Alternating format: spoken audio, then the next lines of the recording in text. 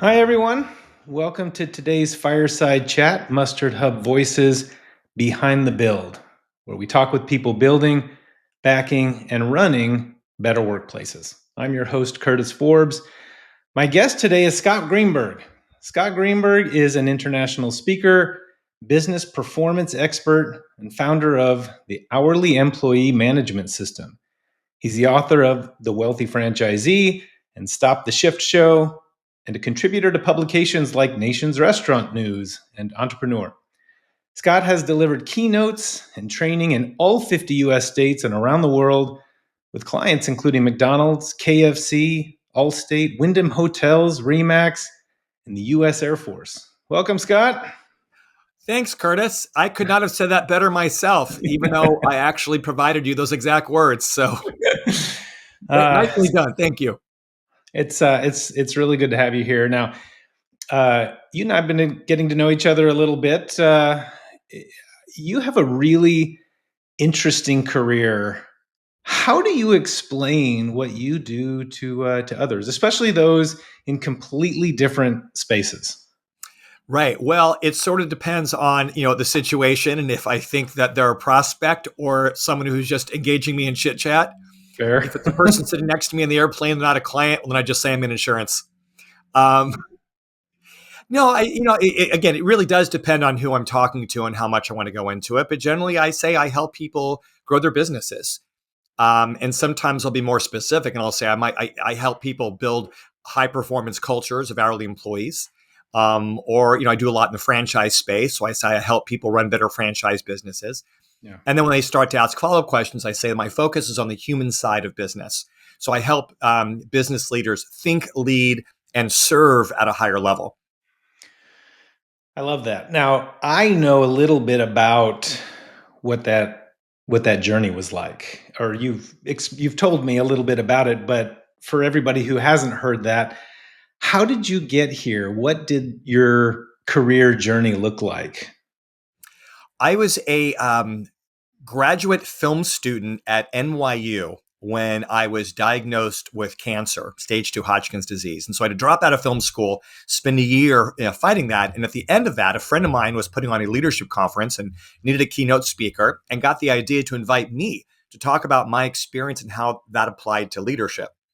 So I did it thinking it would be a one-off. It went pretty well. And I started getting phone calls, being invited to speak at other events for a fee. I'm like, are you kidding? And they've been calling for more than 30 years. So, my content has evolved dramatically since that first speech, which was about, overcoming adversity. Mm-hmm. What really interests me is what each of us brings to our own circumstances. And now my focus is on business. So, anyway, so I was just doing straight out motivational speaking for a number of years, but I found that I was doing a lot of leadership content to people with more experience in management than I ever had. So to get some more experience, I kept speaking, but I invested in my first of what would be 2 edible arrangements franchises.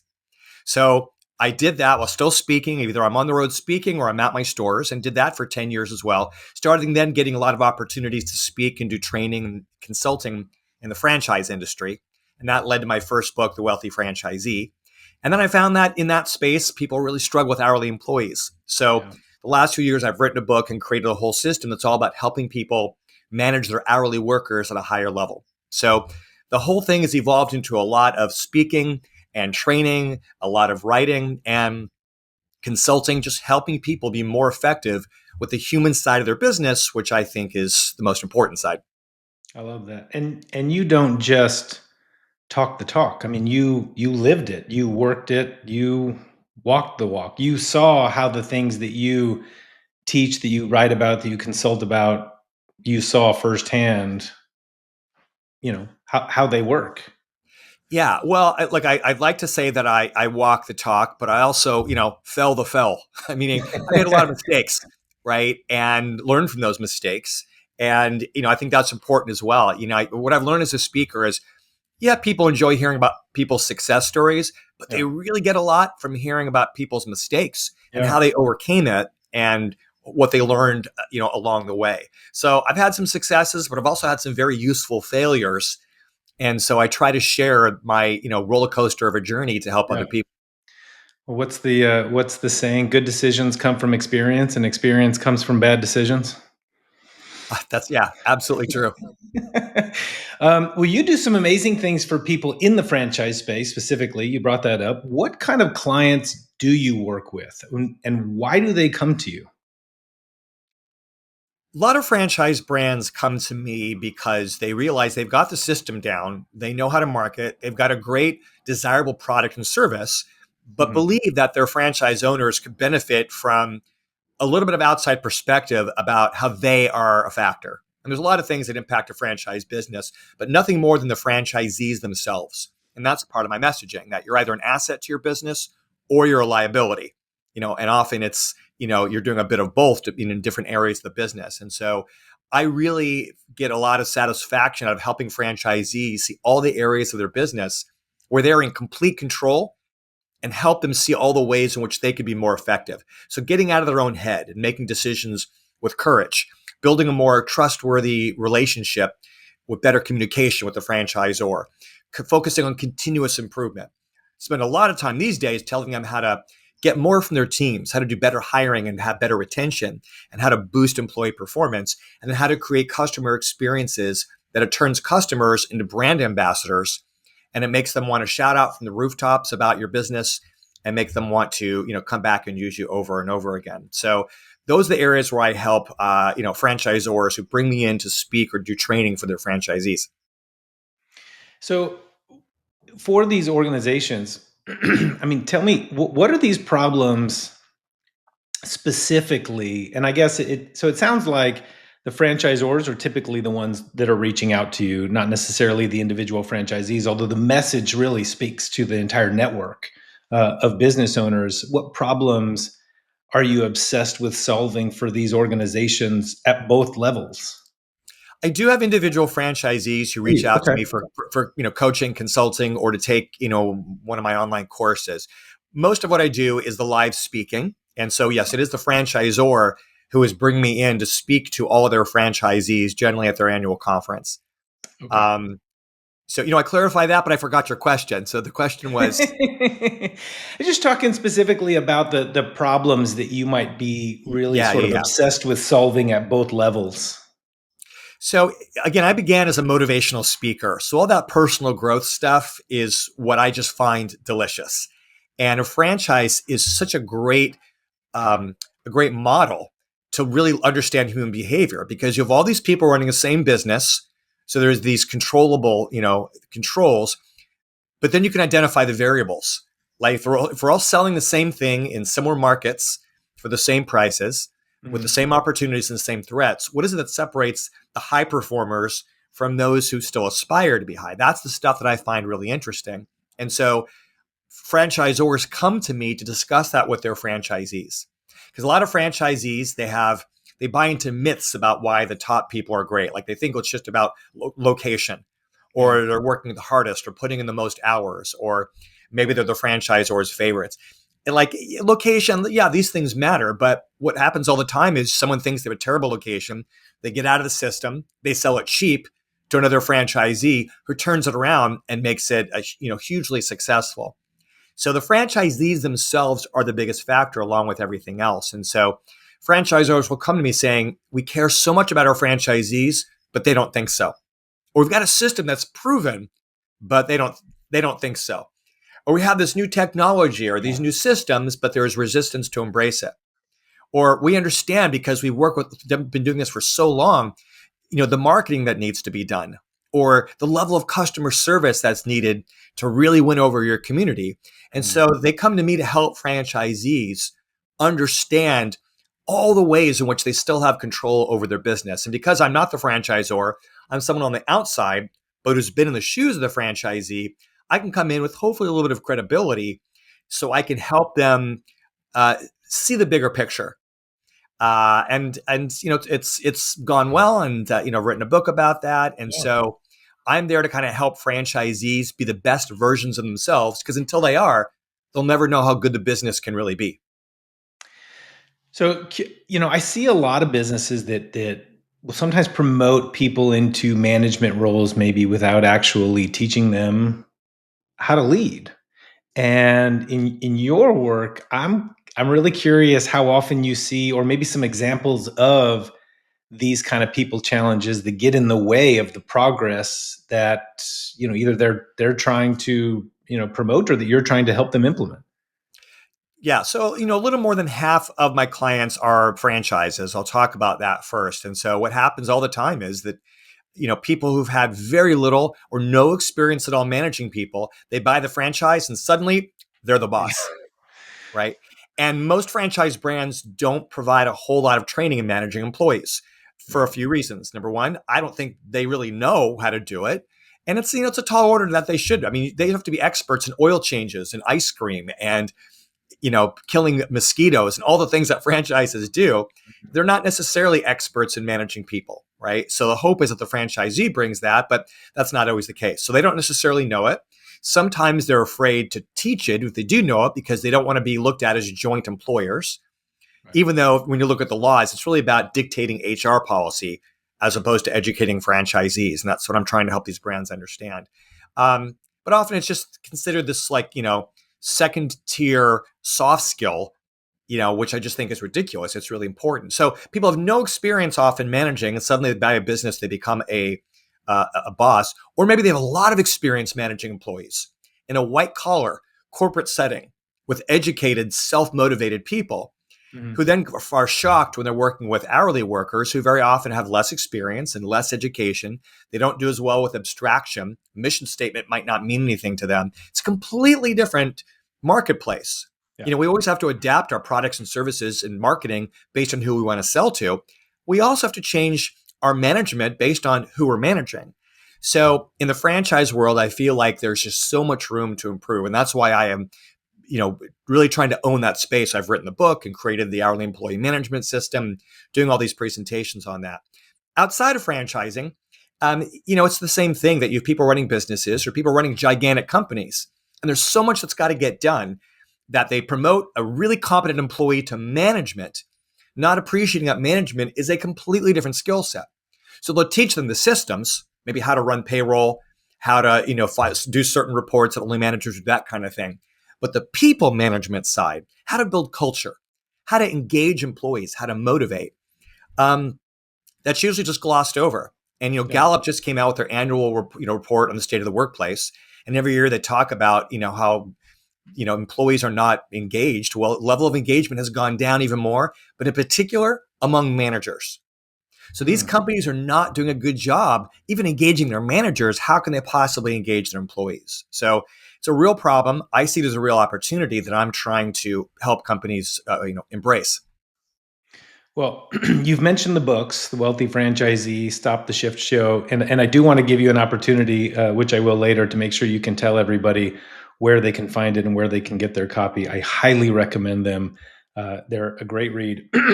But tell me about a people issue that your clients will often overlook when they're trying to fix something that's maybe tech, ops, marketing, a sales problem, things that they've identified as fitting into one of these buckets, but you know, it's maybe a people issue that they've overlooked. It's amazing how when there's a technical issue, there's a process that people go through to fix it, right? Starting with you see the symptoms, then you have to do the research to find out what's going on under the hood. What's going on in that technology to identify the problem so then you can offer the solution. That's precisely what we need to do when managing people. We see the Yeah. behaviors that we don't like or the behaviors we wish we could see in them. And so rather than looking under the hood and really identifying what's the issue, we just make assumptions.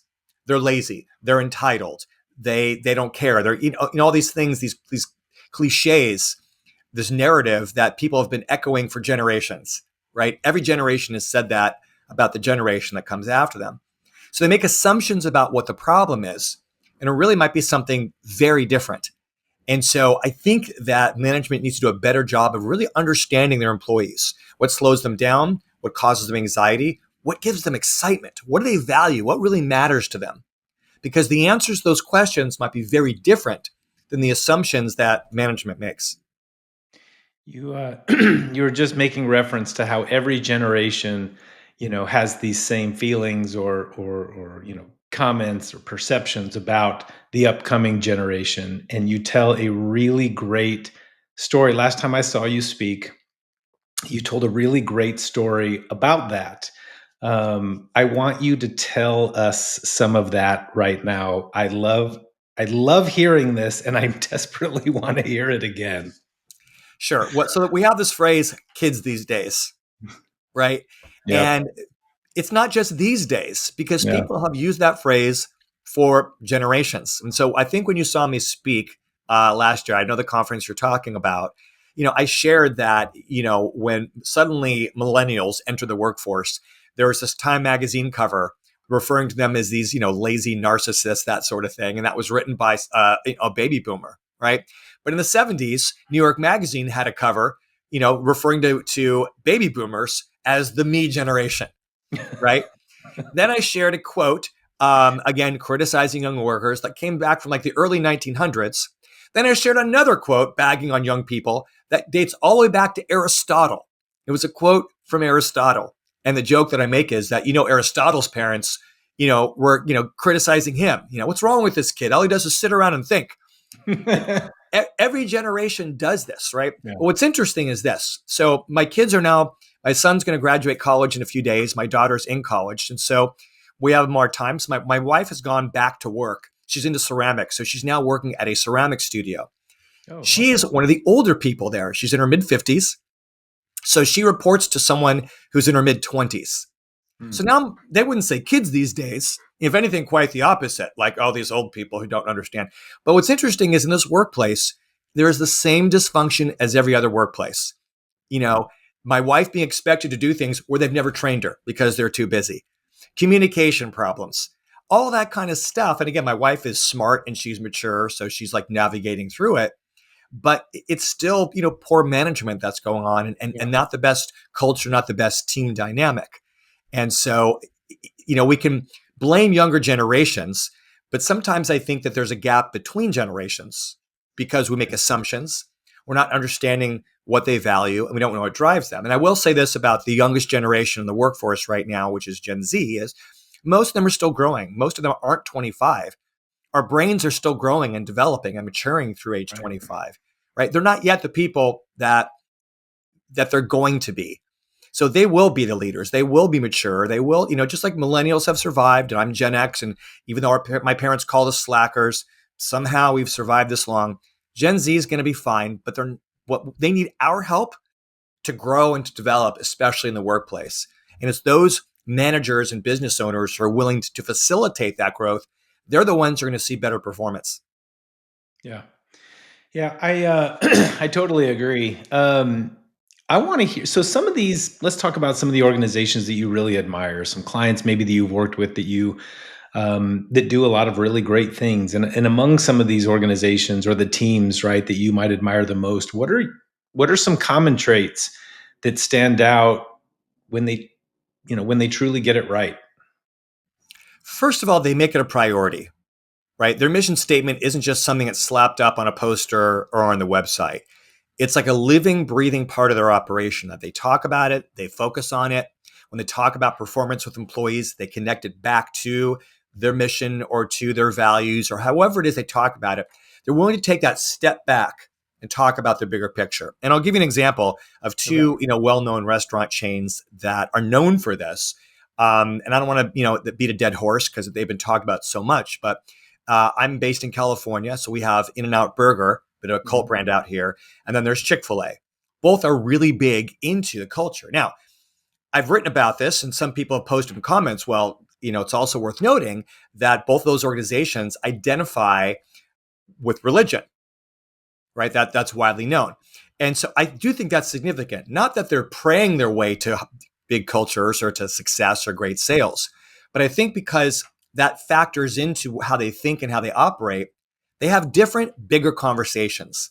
They think more about the welfare of employees and welfare itself beyond profits. Of course, they want to make money, but they want to do it in a way that's consistent with their value system. So my son, his first job was with In-N-Out Burger. He has no recollection of discussions of religion, but he did have discussions about culture, about things bigger than just transactions. So great organizations, whether they do it for religion or just because they appreciate the importance of it, great organizations don't just get into the dollars and cents, and they go beyond transactions. They think about Yeah. all the relationships that they are facilitating and spend a lot of time focusing on how to improve those relationships, how Yeah. to honor a set of principles and honor a set of values. And in the course of doing that, they save time because they have less employee issues, and they make a lot more money because they're ultimately providing better customer experiences. Right. They aspire to, something bigger that I think young people can appreciate. So Yeah. you can inspire, humanity that way, I guess, to some degree when you have And the those conversations. yeah, and the data shows that younger generations are much more articulate Yeah. about a desire to be part of something important, to be part of something good. Of course, they want to make money, they have ambition, but their value system is a little bit different than earlier generations, where it might be just more about achievement and your own professional growth and making money, which I have no judgment about those things. I certainly want that, but younger generations are willing to make less money in order to make more of a difference, to be Yeah. part of something that's big and wonderful and cool. And Yeah. so we have to think differently and continuously update the way we think about management and the way we think about culture. Because what might have worked with a labor force that was, made up of baby boomers, those tactics may not work in today's environment. And so Right. we need to update all of our technology, including our management technology. Yeah. How often, or how I would say, how do factors like trust or communication or even alignment, tend to influence outcomes in these situations? Completely. I mean, if I trust you, then I'm more likely to, take the risks that you ask me to take. Yeah. I'm more likely to, respond to what you're saying. I'm going to feel better about myself, better about the place where I'm at. And the opposite is also true. If I don't trust you, then I'm always looking over my shoulder and I'm always looking on Indeed.com for another job. Yeah. Yeah. Um, it's like any other kind of relationship. I mean, this is just basic human interaction. And the distinction between my life and my work, the lines are increasingly blurry because people know that they're spending their life at work. So they want balance. And so I think all of those issues, the human side of it, the emotional side matters. We've always known this when it comes to the customer experience, right? We all know that we won't need to make customers feel good. Not that every business does, but it's not a particularly innovative thought that we got to make people feel good in the marketplace. We also need to make people feel good in the labor marketplace because that influences their behavior so much. So I'd love to touch a little bit on workforce tech. I mean, have you noticed any new or surprising ways that companies are like leveraging software to support their people or streamline ops? Sure. So I think that really smart companies are embracing software or apps, that sort of thing, that facilitate this process. Now, there always needs to be a human element. Ultimately, employees will be talking with each other, bosses will be talking with employees back and forth. And when companies rely exclusively on technology for that interaction, now we're missing that human connection, Yep. right? And so it's not, but I'm certainly not saying, well, let's just have human connection and no technology. What's great about technology in the hiring process, in the motivation process, I know that at MustardHub, you do amazing things to facilitate the interaction. The technology allows us to do it in more efficient ways and more cost-effective ways. Really great technology still preserves the humanity. And sometimes really great technology, it allows us to have, the ones and zeros take care of certain tasks so I can focus more on the people, right? So I can focus more on Yeah. the human interaction. So I think technology is really important. I think younger generations not only are okay with it, they expect it. Um, it just has to be smart and deliberate, and really great technology, I think, embraces the human factor and mixes with it beautifully. So, you talked a little bit about the ones and zeros, right? Well, when it comes to these systems, when it comes to data, do you ever notice maybe a disconnect between what's being tracked and what actually drives results. Talking about a lot of the consultant work that you've done, a lot of the things that you talk about in your book, right? They're all talk a lot about just right sentiment, right? A lot of it has to do around has to focus around sentiment, and I'm just kind of curious in your mind. Is there a disconnect sometimes between what people are measuring and what actually you find drives those results? I think that's the case. I think it's easy to hide behind data and not look at what's actually happening. And I'll give you an example. Yeah. Um, I am a proponent of net promoter score, right? Or Okay. employee net promoter score, right? And for those people who are watching or listening and don't know what that is, we've all gotten emails or those phone calls where they just ask the one question on a scale of, 0 to 10, how likely are you to recommend this business? Or in the case of an employee net promoter score, how likely are you to recommend this job to a friend? The person gives a number, and then there's a way, I won't get into the whole thing to calculate it, but you end up with a score. And so a lot of companies use the score as a way to measure, for an employee net promoter score, to measure culture, or to measure customer service when we're just asking customers to answer that question. But it's still hypothetical. How Yeah. likely are you to recommend someone, right? As someone who ran a business, I'm less interested in how likely someone is and how much they're actually recommending. Yeah. Are they coming back? Like, to me, that's the stuff that matters. Because ultimately a net promoter score just measures, look, any kind of survey, it just measures survey responses. Mhm. But sometimes the easiest thing is just to click a certain answer just to kind of get this over and done. So I think there's value there in the context of other metrics, especially in terms of what's actually happening. So I think with technology, I think with data, there's more than a place for it. I think it's really important. We need it to compete. We need it to be at our best. But we also have to look at the reality of what's happening and not forget that human factor.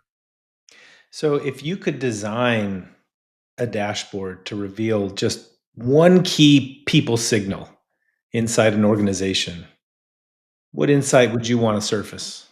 Yeah, if I had a dashboard, I was on my iPhone today and I just clicked the weather. I want to know what the weather is going to be. If I'm a boss of a large organization where maybe there's more employees than I'm able to manage on Mhm. my own, I'd love to be able just to kind of check and see what's the temperature of my team. How are people feeling today? Right? On a scale of whatever, like, how are they totally stoked with their job? Are they excited and feeling connected, engaged? Are they kind of bored and not feeling it and feeling resentful? Like, I'd love to be able to monitor that so that I can intervene. Because what I don't want is to think that they're okay and find out that they're not okay.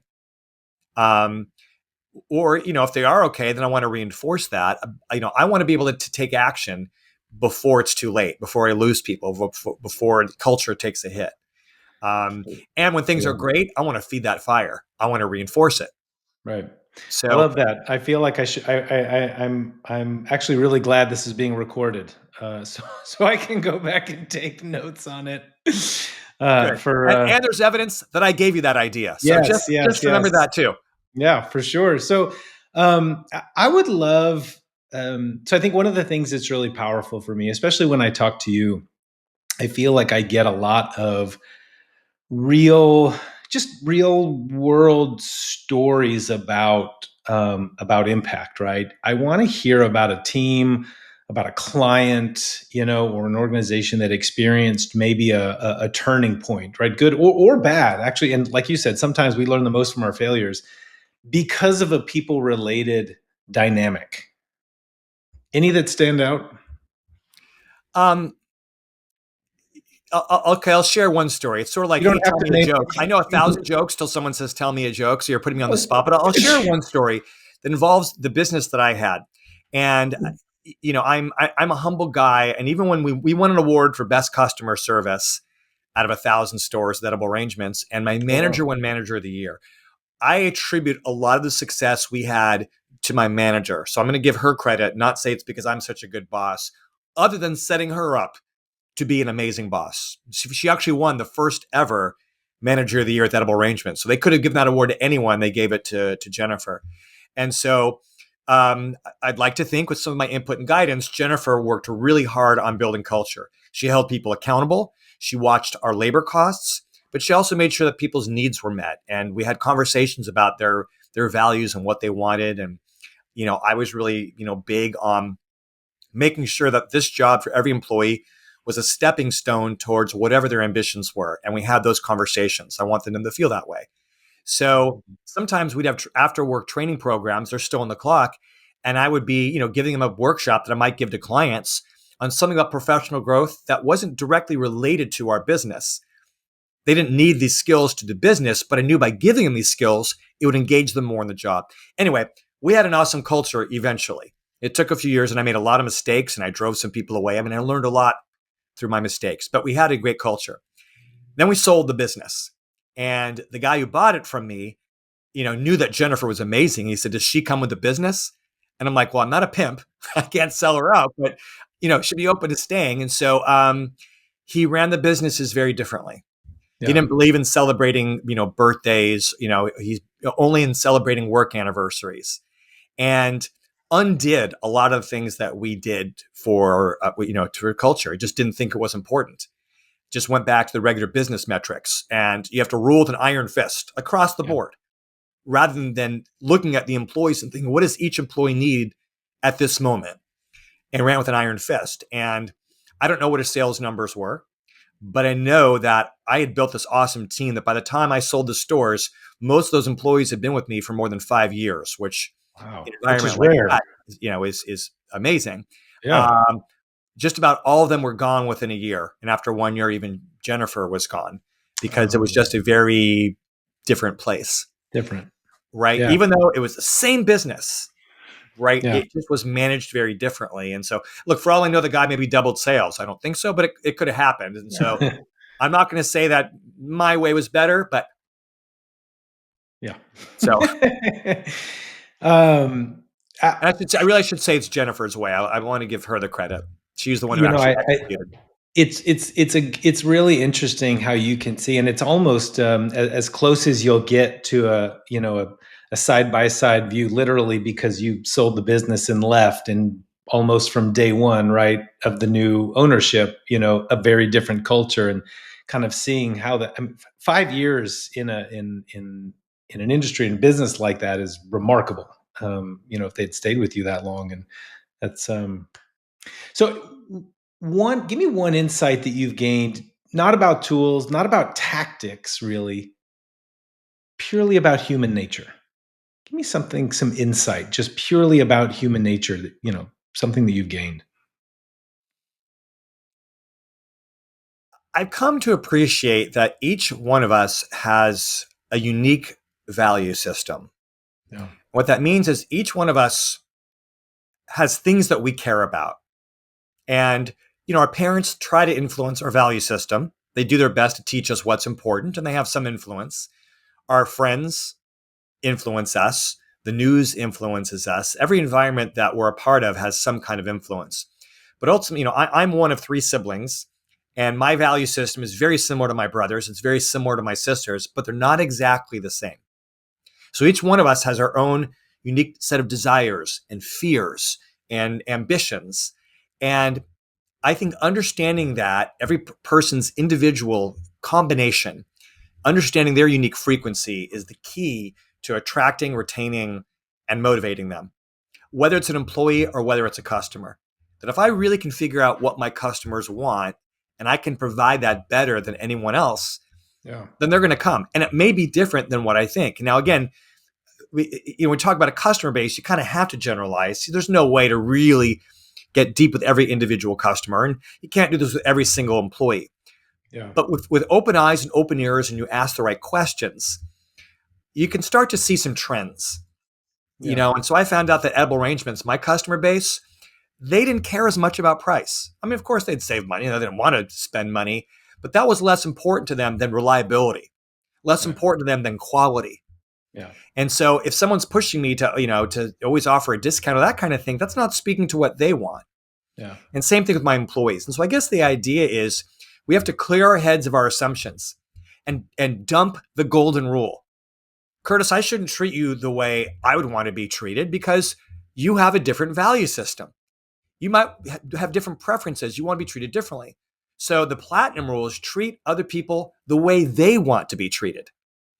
And so I think the more we can, embrace the platinum rule and infuse that into every area of our business, the more value we're going to put out to the world, the more we're going to connect with others, and the more they're going to want to do business with us.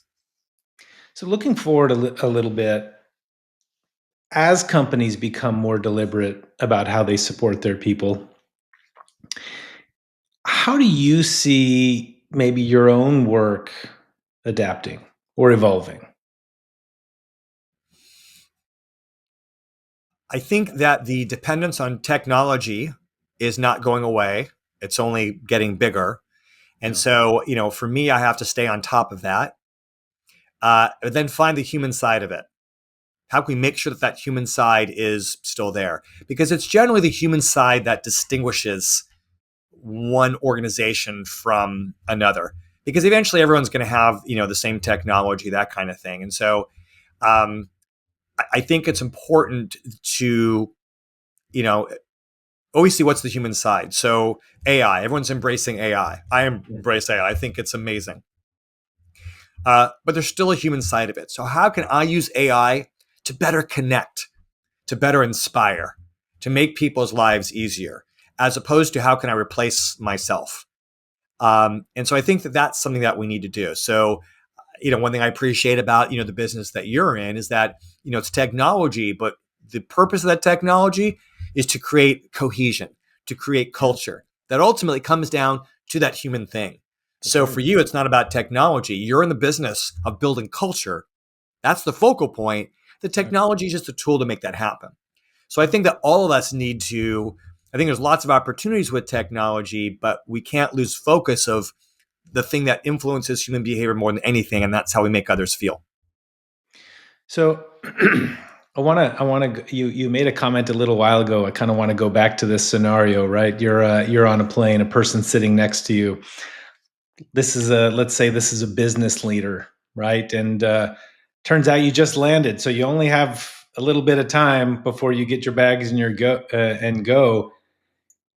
What's one common misunderstanding you still see among business leaders? Right, we've talked about a lot of we talked a lot about the labor workforce and the people and the things that people need to be considering. Right, what's one misunderstanding you still see among business leaders when it comes to people dynamics? And then, second, if he comes to you asking for advice on how to truly get it right with their team, what's the one thing you tell him before he walks down the jetway? Wow. Generally, if we're at the point where we're all standing in the aisle, waiting to pull down our bags, leave, business is done by then. If I haven't made the sale or made a connection by then, anything happening now, because all of us just want to get off the plane and get to the bathroom and then, get to our Uber. Now you know my routine. But I think, okay, so a common, misconception is, as I said before, I think it's that we take our values, our assumptions, our way of seeing the world, and we superimpose that on those around us, assuming that what I want is what everyone wants, assuming that my view of the way things have always been is how they still are or how they should be. Yeah. And so I think we need to be a little less dependent on our own lens. I love that. In terms of how I would advise someone to kind of get a handle on this people thing, I would say to make it a priority. Stop being so freaking busy. Stop getting so caught up with all your transactions and all that stuff's getting done if it's preventing you from going to that people place, because there's nothing more important than the people place. There's nothing more important. I have this one workshop that I teach called 30-second leadership. And it's all about how to coach employees for high performance. And big point I make is that if you're not coaching them, then they're not improving, that kind of thing. And so I had a woman come up to me afterwards and she said, well, I just hired someone to do development for me, to take care of her sales. And she says, but she's been too busy to train them on how to do it. So would I advise her to invest in some training for this employee? And I scratched my head. And I said, are you asking me if I think it's important that you provide training to the person who's exclusively in charge of all your sales? Like, how could you even ask a question with such an obvious answer, right? But I guess it's not so obvious because we're all so freaking busy.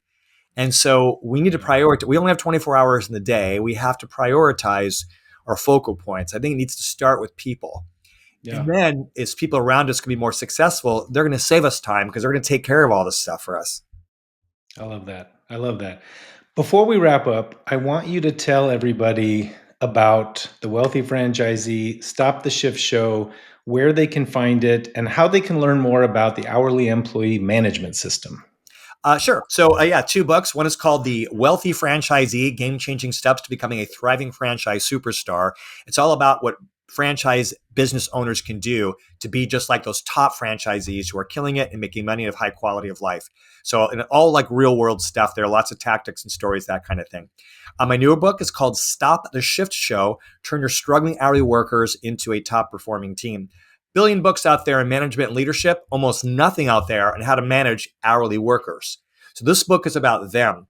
And I also tell the stories of lots of really great high performance workplaces made up of hourly workers, including fast food, including factories, including places that are known for having poor employee retention and performance.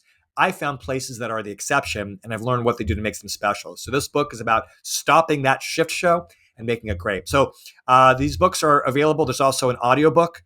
There's an ebook as well, available wherever books are sold. Amazon is probably the easiest place. Then I've also created the Hourly Employee Management System, which is a whole course. I do it, present it live, present it as a webinar series. There's also a self-paced course that people can sign up and go through. It's 5 modules on how to manage hourly workers. Lots of downloads and tools, a color digital workbook that people can download. And then you take quizzes throughout. And then when you pass the final at the end, there's a certification. So you can actually become certified in managing hourly workers. So information on that, you can go to HEMS, H-E-M-S, the Hourly Employee Management System, hemsworldwide.com to get information on that. And my website is scottgreenberg.com. Love that. Can definitely vouch for those books. I've read them. Very powerful insights that I know have helped me personally. So I can't recommend them enough. I want to say thank you to Scott. Thanks for tuning in to MustardHub Voices Behind the Build. If you got something out of this conversation, share it with a friend or teammate. Check out mustardhub.com to see how we help companies become destinations for workplace happiness and turn culture into a competitive edge. Until next time, thank you.